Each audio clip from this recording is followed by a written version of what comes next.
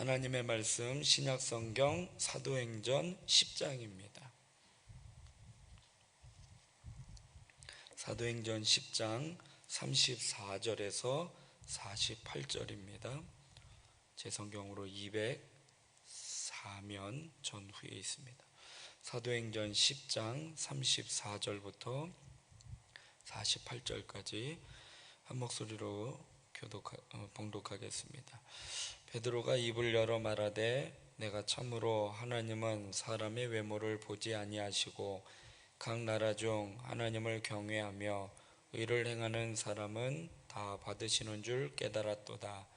만유의 주 되신 예수 그리스도로 말미암아 화평의 복음을 전하사 이스라엘 자손들에게 보내신 말씀 곧 요한이 그 세례를 반포한 후에 갈릴리에서 시작하여 온 유대에 두루 전파된 그것을 너희도 알거니와 하나님이 나사렛 예수에게 성령과 능력을 기름 붓듯 하셨음에 그가 두루 다니시며 선한 일을 행하시고 마귀에게 눌린 모든 사람을 고치셨으니 이는 하나님이 함께 하셨음이라. 우리는 유대인의 땅과 예루살렘에서 그가 행하신 모든 일의 증인이라. 그를 그들이 나무에 달아 죽였으나 하나님이 사흘 만에 다시 살리사 나타내시되 모든 백성에게 하신 것이 아니요 오직 미리 택하신 증인 곧 죽은 자 가운데서 부활하신 후 그를 모시고 음식을 먹은 우리에게 하신 것이라. 우리에게 명하사 백성에게 전도하되 하나님이 살아있는 자와 죽은 자의 재판장으로 정하신 자가 곧 이 사람인 것을 증언하게 하셨고 그에 대하여 모든 선지자도 증언하되 그를 믿는 사람들이 다 그의 이름을 힘입어 죄사함을 받는다 하였느니라.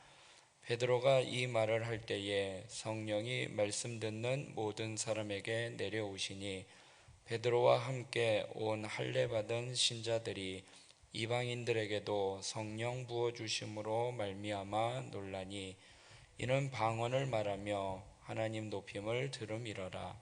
이에 베드로가 이르되 이 사람들이 우리와 같이 성령을 받았으니 누가 능히 물로 세례 베품을 금하리요 하고 명하여 예수 그리스도의 이름으로 세례를 베풀라 하니라.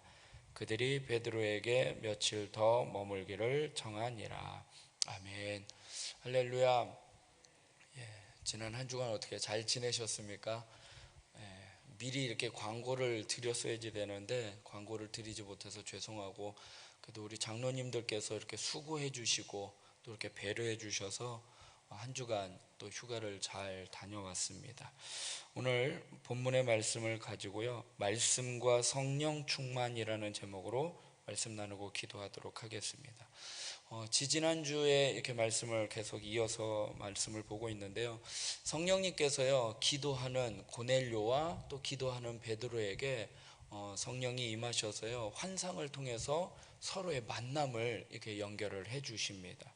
그래서 고넬료는요 베드로가 전하는 모든 말씀을 들을 준비를 다 해놨어요. 가족, 친척, 친구들 다 불러 모아서 베드로를 청해 말씀을 들으려고 준비가 되어 있습니다. 그러니까 스펀지가 물을 빨아들이듯이 그렇게 스펀지처럼 준비가 되어 있었습니다. 마침 이제 베드로가 입을 열어 하나님의 말씀을 전하는데, 오늘 말씀을 전하고 어떤 일이 일어나는지 좀 살펴보기를 원합니다. 베드로가 전하는 메시지는요 평범해 보이지만요 복음의 핵심을 담고 있는 귀한 메시지였습니다. 베드로는요 하나님의 말씀을 가르친다기보다는 하나님의 말씀을 경험한 것, 또 체험한 것을 증언하는 증인으로 말씀을 전하고 있습니다. 39절부터 보면은요, 우리는 유대인의 땅과 예루살렘에서 그가 행하신 모든 일의 증인이라. 그를 그들이 나무에 달아 죽였으나 하나님이 사흘 만에 다시 살리사 나타내시되 모든 백성에게 하신 것이 아니요 오직 미리 택하신 증인 곧 죽은 자 가운데서 부활하신 후 그를 모시고 음식을 먹은 우리에게 하신 것이라. 우리에게 명하사 백성에게 전도하되 하나님의 살아있는 자와 죽은 자의 재판장으로 정하신 자가 곧 이 사람인 것을 증언하게 하셨다라고 말씀을 하고 있어요. 그러니까 베드로는요, 이 고넬료, 이방인 고넬료에게요, 하나님의 복음에 대해서 가르치다기보다도 내가 만난 예수님, 예수님께서 나에게 전해주셨던 말씀, 내가 예수님의 그 부활하심을 경험했던 것을 그대로 그냥 증언하고 있다라는 것입니다. 그러면서 베드로는요, 사람을 외모를 보지 아니하시는 하나님에 대해서 그 하나님의 이름을 높이면서 말씀을 전하고 있습니다. 34절부터 보면 베드로가 입을 열어 말하되 내가 참으로 하나님은 사람의 외모를 보지 아니하시고 각 나라 중 하나님을 경외하며 의를 행하는 사람은 다 받으시는 줄 깨달았도다라고 말씀을 하고 있습니다. 왜냐하면요, 베드로는 유대인이고요, 고넬료는 이방인이거든요. 아직까지 유대인들에게 있어서 복음이 이방인에게 전해지는 것에 대해서는 이해할 수 없는 일이었거든요. 그런데 하나님이 성령님께서 강권하셔서 동일하게 역사하셔서 인도하시는 그 섭리 가운데 보면서 하나님은 외모를 보지 아니하시는구나. 이방인이든 유대인이든 차별하지 아니하시는 그 하나님의 그 섭리에 대해서 찬양을 하면서 이제 고넬료에게 이제 복음을 증거하고 있습니다. 그러면서 자기가 경험했던 예수님이 십자가에 죽으셨지만 다시 부활하셨고 또 우리와 함께 음식을 먹으셨고 예수님이 살아있는 자와 죽은 자의 심판하시는 분이시고 또 모든 자들에게 이 복음을 증거하는 사명을 주셨음을 증거하고 있습니다. 42절부터 보면 우리에게 명하사 백성에게 전도하되 하나님의 살아있는 자와 죽은 자의 재판장으로 정하신 자가 곧 이 사람인 것을 증언하게 하셨고 그에 대하여 모든 선지자도 증언하되 그를 믿는 사람들이 다 그의 이름을 힘입어 죄사함을 받는다 하였느니라 말씀을 하고 있습니다. 베드로는요, 자신에게 있었던 그 사실을요 증언하고 있어요. 그리고 그냥 그 사실대로 말했을 뿐이에요. 베드로의 설교는요 철저히 예수 그리스도를 중심으로 증거하고 있습니다. 우리가요 간증을 할 때요 자칫 잘못하면은요 뭐냐면요 하나님이 베풀어 주신 은혜거든요. 내가 이렇게 은혜를 받았습니다, 내가 이렇게 변화되었습니다 라고 증언하는 것이 간증인데요, 자칫 잘못하면 그 하나님의 베풀어 주신 은혜를 찬양하고 그것을 고백하는 게 아니라 나의 모습을 변화하는, 내 모습이 이렇게 바뀌었어, 내가 이렇게 달라졌어 하고 자기 자신을 드러내게 되는 그러한 모습으로 자칫 잘못하면 그렇게 변질이 될 수도 있는 거거든요. 근데 오늘 베드로는요 철저하게 예수 그리스도를 중심으로 예수 그리스도의 복음만을 증거하고 있다라는 것입니다. 베드로가 전한 말은요 놀라운 권세를 지니고 있었습니다. 예수 그리스도가 온전히 선포될 때에 하나님의 능력이 거기에 나타나기 때문입니다.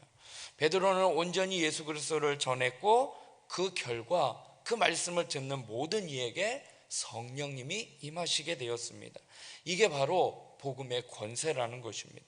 44절에 보니까요 베드로가 이 말을 할 때에 성령이 말씀 듣는 모든 사람에게 내려오셨다라고 말씀을 하고 있습니다. 베드로가 오직 예수 그리스도의 복음만을 증거했을 때 성령님이 임하신 것처럼 우리가 하나님이 맡겨주신 사명이 있어요. 복음을 증거하는 사명. 이 사명을 증거할 때, 온전히 주의 복음을 증거할 때 성령님이 역사하심을 기억하시고 담대히 복음을 증거하는 저와 여러분이 되길 주님의 이름으로 부탁드리겠습니다. 오늘 이 복음의 역사가요 사마리아 성에, 이 앞전에는 이제 빌립이요 사마리아인들에게 이제 복음을 전했을 때에 거기에도 성령이 동일하게 임했는데요, 그 사마리아 성에 임했던 성령님과 오늘 이 이방인에게 임했던 성령님의 차원은요 좀 다른 차원이에요. 왜냐하면요 유대인들에게 있어서요 사마리아인에게 복음이 전해지고 성령이 임한 것은요 어느 정도는 이해할 수 있는 부분이에요. 왜냐하면요 사마리아인도요 같은 유대인이거든요. 그래서 같은 유대인이고 사마리아는 어떻게 보면 좀 이방인처럼 취급은 했어요. 유대인으로서. 왜냐하면 북왕국과 남유다가 이제 이렇게 나눠졌잖아요. 근데 북이스라엘이 사마리아가 수도인데 아수르에게 멸망당하면서 그들의 민족이 혼혈이 되었어요. 그러다 보니까 남유다 정통 유대인들이요, 저들은 혼혈 민족이야, 그래서 이방인들과 똑같은 민족이야 라고 취급은 했지만 그래도 혈통적으로는 보면 유대인이거든요. 그래서 그리고 지리적으로도 봐도 갈릴리하고 남유다 그 중간에 껴있는 지역이 사마리아 지역이거든요. 그래서 같은 유대인들이기 때문에 조금 좀 취급은 그렇게 하더라도 그들에게 임한 성령은 이해는 됐어요. 그런데 이 고넬료에게 전해지고 고넬료에게 가정에 성령님이 임하신 거는요, 상황이 전혀 다른 거예요. 이방인이거든요. 어떻게 하나님의 선택된 백성이 아닌 다른 백성에게 복음이 전해지고 그곳에 성령이 임한 것, 그건 이해할 수 없는 일이었다라는 것입니다. 유대인들과 피 한 방울 섞이지 않는 이방인들이었고, 또한 사마리아에 빌립이 복음을 전했을 때에 유대에서, 예루살렘에서 이들을 그냥 내버려 두면 안 되겠다 해서 베드로를 파송해서 베드로하고 거기 가서 안수를 해서 그곳에 성령이 임했거든요. 근데 오늘 이 고넬료의 가정에는요, 안수하지 않았어요. 안수하지 아니하고 그냥 말씀을 전했는데 성령님이 임하셨다라는 거예요.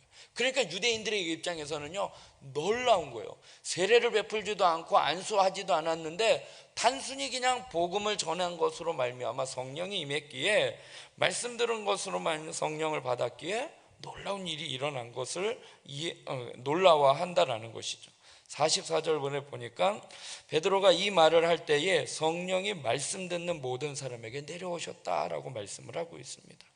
고넬료의 집에 모인 사람이요, 한 사람도 예외 없이, 고넬료의 가정뿐만이 아니라 친척, 친구, 또 온 가족이 다 모여 있기 때문에 마치 오순절 마가의 다락방에 모였던 120명 성도에게 동일하게 다 성령님이 임하신 것처럼 이 가정에도요, 놀라운 성령님의 역사가 일어났다라는 것입니다. 단순히 복음을 증거한 그 말씀을 들음으로 말미암아 성령이 임하시게 되는 권세가 일어나게 되었다라는 것입니다. 그러니까 유대인들의 입장에서는요, 이게 너무나 놀라운 일이에요.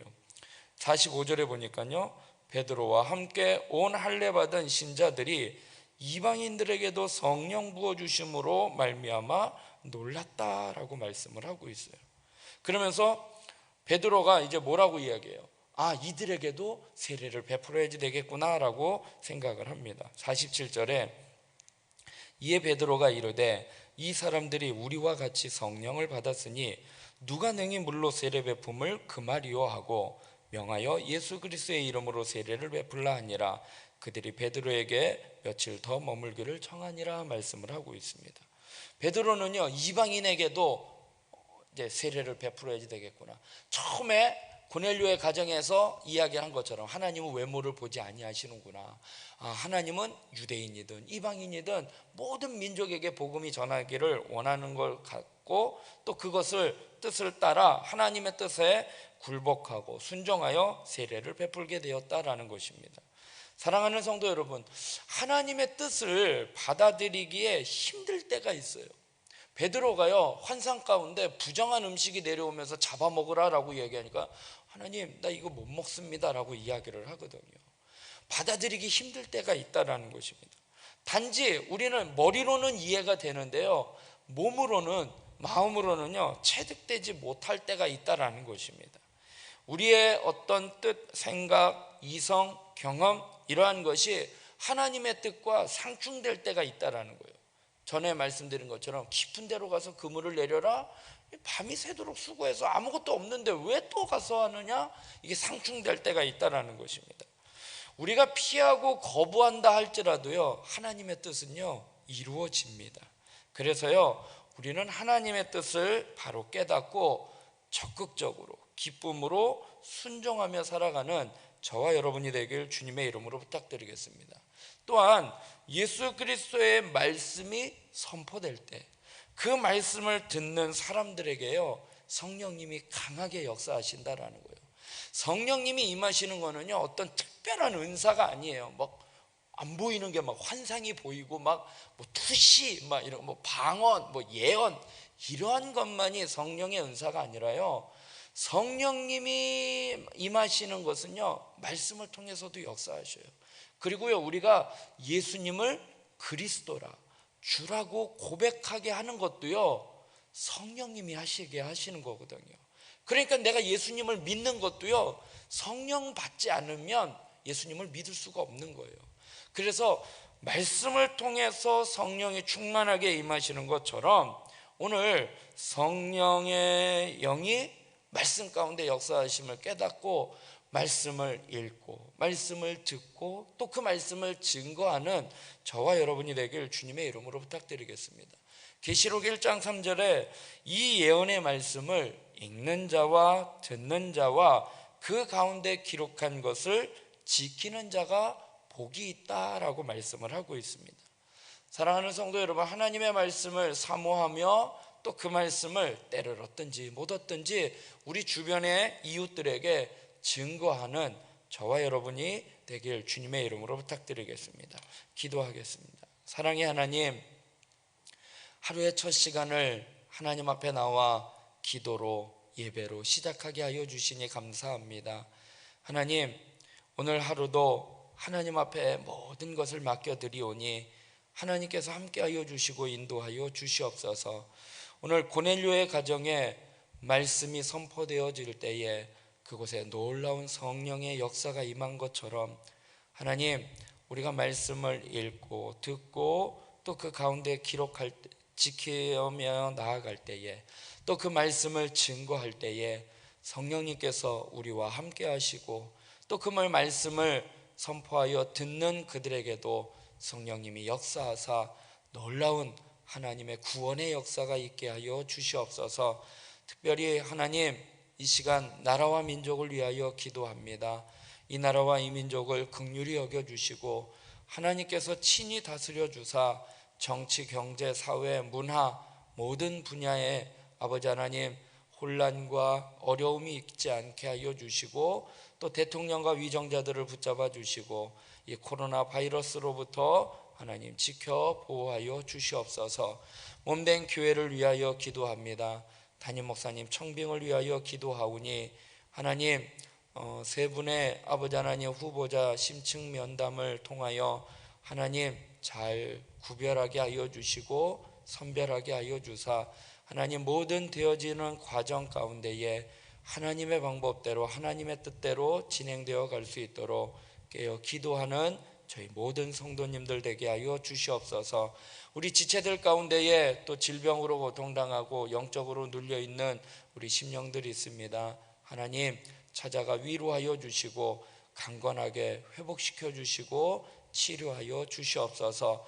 오늘 하루의 삶을 위하여 또 우리의 각자의 기도 제목 갖고 기도할 때도 하나님 함께하여 주시고 인도하여 주시옵소서. 모든 것 주님께 맡겨드리오며 예수님의 이름으로 기도드리옵나이다. 아멘.